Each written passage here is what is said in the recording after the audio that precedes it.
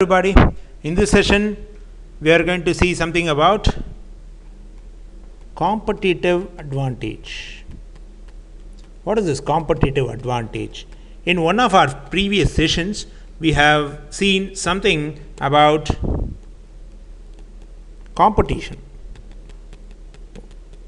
that exists among different firms, and when a competition exists among firms, these firms take steps to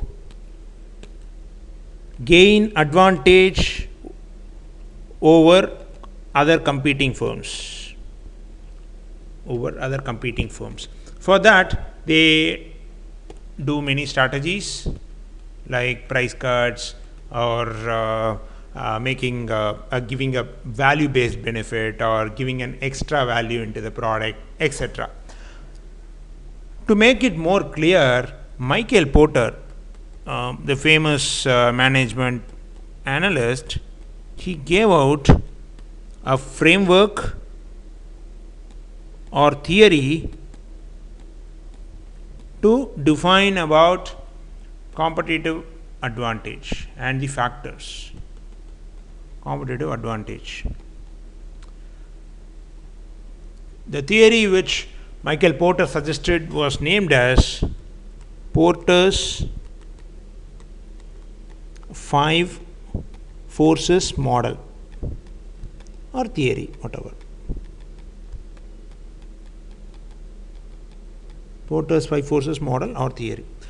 According to Michael Porter, there are 5 different forces that constitute the competitive advantage provision for any company in a market.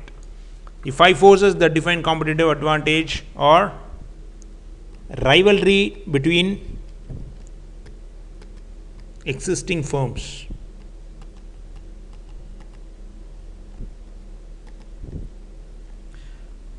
then threat of new entrants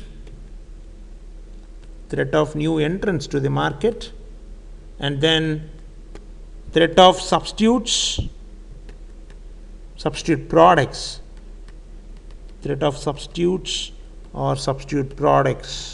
in other words, substitute products, and then bargaining power of the buyers,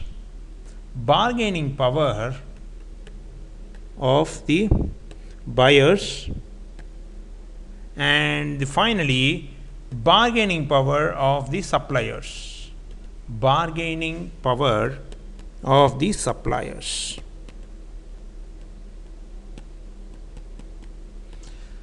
These 5 forces, according to Michael Porter, defined the competitive advantage and the competition in the industry, to be precise, and the strategies to be followed to overcome the competition by different firms to make more profits.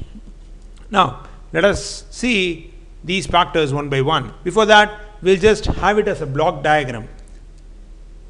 The center block consists the rivalry between existing firms. Rivalry between firms is given as center because it is the most important thing which is happening in the market right now. There are many companies offering a homogeneous product, so there is a lot of competition that's happening. So that is given as a central block of the whole theory. Then threat of new entrants. To the market. Then the threat of substitutes.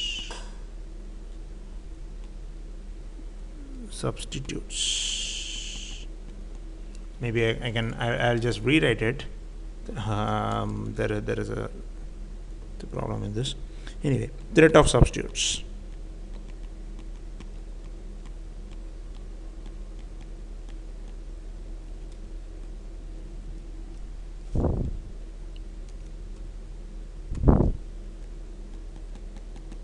Then the bargaining power of the buyers. Finally, the bargaining power of the suppliers. Bargaining power of the suppliers. Now, this is the whole for theory, Porter's 5 forces theory, which defines competitive advantage. Let us now see each of these blocks one by one.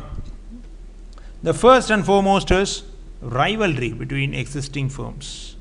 Rivalry between existing firms.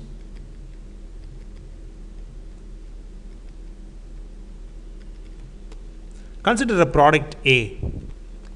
Consider a product A which is being manufactured by 4 different companies, C1, C2, C3 and C4. It's a homogeneous product. Say we can let us have something like a shampoo. It has been manufactured by many companies like C1, C2, C3 and C4, and when each of these companies try to enter this market with a homogeneous product, they will have definitely competition from other companies in the same segment. Suppose company C1 needs to enter this market. What it does is it analyzes competition. So, more the number of companies, more the competition. So, when n is the number of companies in a market offering an homogeneous product, n is proportional to competition, the level of competition in a particular business or market environment. So, this rivalry makes competition more intense, and companies need to come out with newer strategies on a regular basis to overcome the competitive advantage gained by the other company because of the rivalry that is existing between them in the market. The second and the most notable force is threat of new entrants. Threat of new entrants. Now, how this threat happens? Who is the new entrant? The new entrant is any company which is entering newly into the market to challenge the incumbent companies. Challenging the incumbent companies in bringing out similar products. Incumbent companies. The factors which decides the new entrant's entry into the market are something like the barriers to entry. Barriers to entry. That is, entry barriers are very important, and it defines how many companies enter the particular market, the number of companies entering the market. And the next factor is the profits that can be made from a particular product segment, and then the switching costs for the customer to switch between one product to another, and lesser loyalty among consumers. If a firm sees that consumers are not so specific about the brand or the company offering the product, they may give a try into the market with their product and try to gain more profits. And then if there is a good access to distribution channels in the market, then it encourages more companies to come into the market. So these are the factors which defines the threat, defines the threat that is persisting when a new entrant enters the market. A new entrant can enter the market when there is less barrier to entry, more profits can be gained, the switching cost is very less, lesser loyalty among consumers, and good access to distribution channels that is there in the market. And most importantly, government policy also makes a new company to make a decision of entering a market segment or not. Now, what this new entrant will do, suppose there is an established company called D1, a new entrant comes in called A1 comes in, and it gives the products which is similar to the products offered by D1. What happens? The customers who are not loyal, who are not specific about a brand, gives a try to this product. If this product is good, then the profits from this particular product for this company D1 gets minimized. Here the profits gets maximized. So A1 gets more profits than D1, which is an established company, and it is a huge threat to D1 to have A1 in the market. So this is the threat of new entrants in a market. The next force which defines competitive advantage is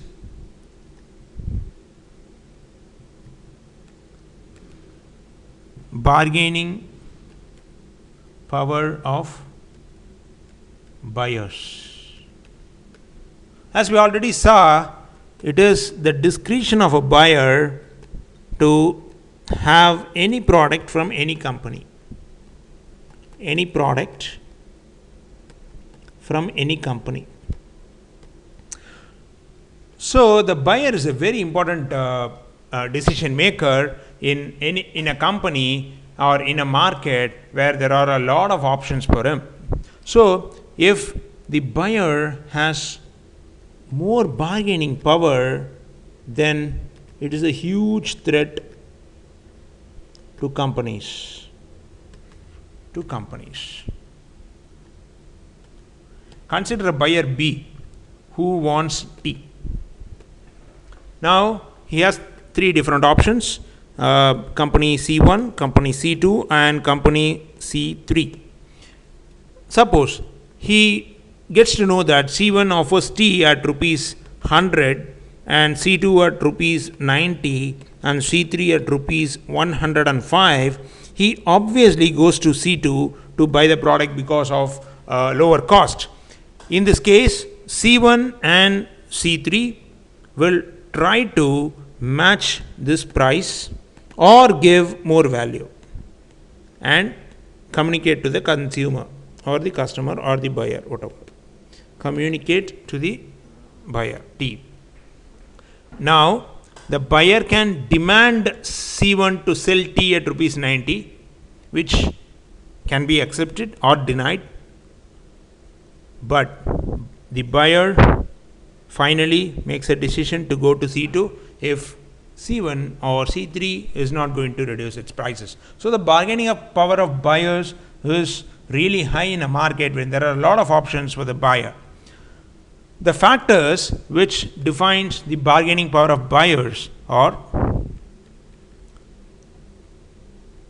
buyer with more options, more product options is a very big threat, and then buyer volume, the volume of buyers, and if he is a huge consumer, like buying huge amounts of goods from a particular company or a set of companies, it's a big threat. And then buyer switch time. If a buyer is not so loyal to any particular brand, he switches brand for getting a minimum price. So buyer switch time, if it is very less, it's a big threat.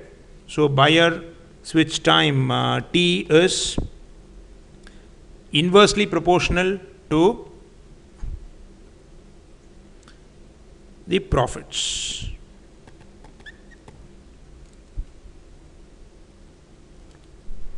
Or buyer switch time and profits. And then the next important factor in bargaining power of buyers is ability to access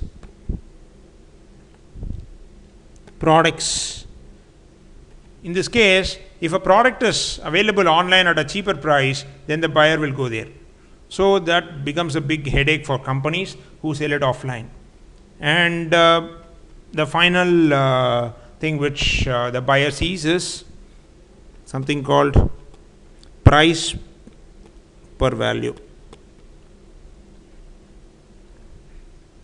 If product A has more value given to the price, and product B has lesser value, and the buyer goes for product A.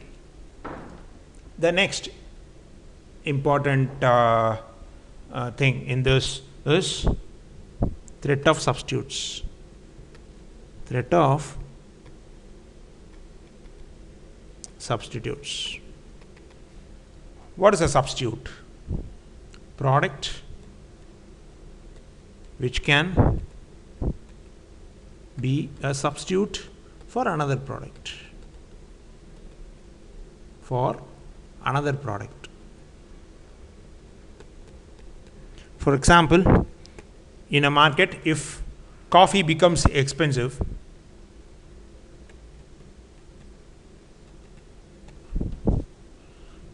customer can go for tea. Buy tea, if he is not very specific about the beverage that he is going to consume. So in this case, coffee companies face threat from tea companies in this case. So it's a very big threat if the customer is not so specific about the beverage that he is going to take. So this is the threat of the substitutes.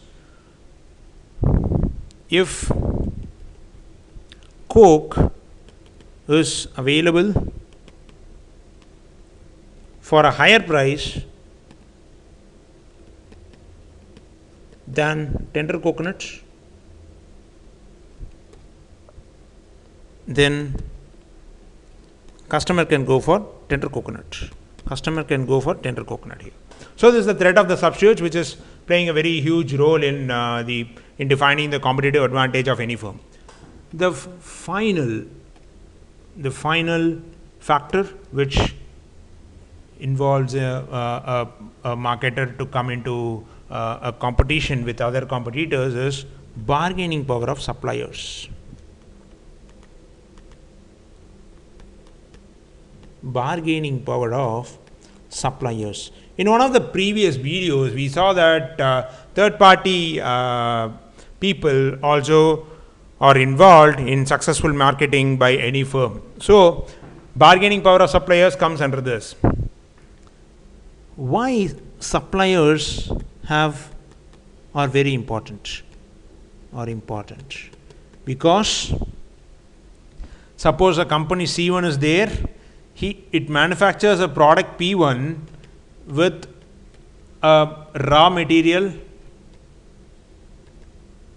R1. This raw material R1 is available only with one supplier, S1. Now, this supplier is a huge supplier which has numerous companies in his business book. In that case, this C1 is just one part of it. So, the supplier will demand high cost. The company has to pay because the company has no other option to buy this raw material. Now, the bargaining power of the supplier becomes high. Power of supplier becomes high.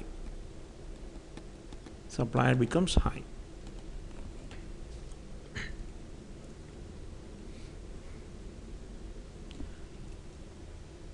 Now,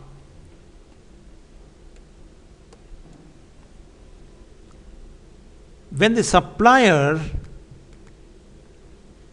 has more number of companies,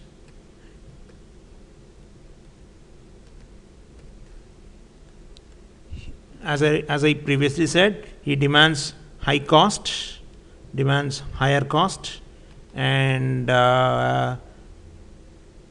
the price gets changed regularly, or frequently, whatever. But the same supplier will have lesser bargaining power if there is a substitute raw material for the original raw material, which the company can access at a lower price. So the bargaining power of suppliers defines is directly proportional to the threat of higher competition, and also gives it's inversely proportional to competitive advantage. Because C1, C2, two companies, C1 can afford that price and C2 cannot afford the supplier's price. So production stops or production decreases, C1 gains more profits because of this. So I think you would have understood in depth about the 5 different forces which shapes competitive advantage for any firm. In the next session, we'll meet you with yet another important and most interesting topic in marketing. Till then, goodbye, have a nice day.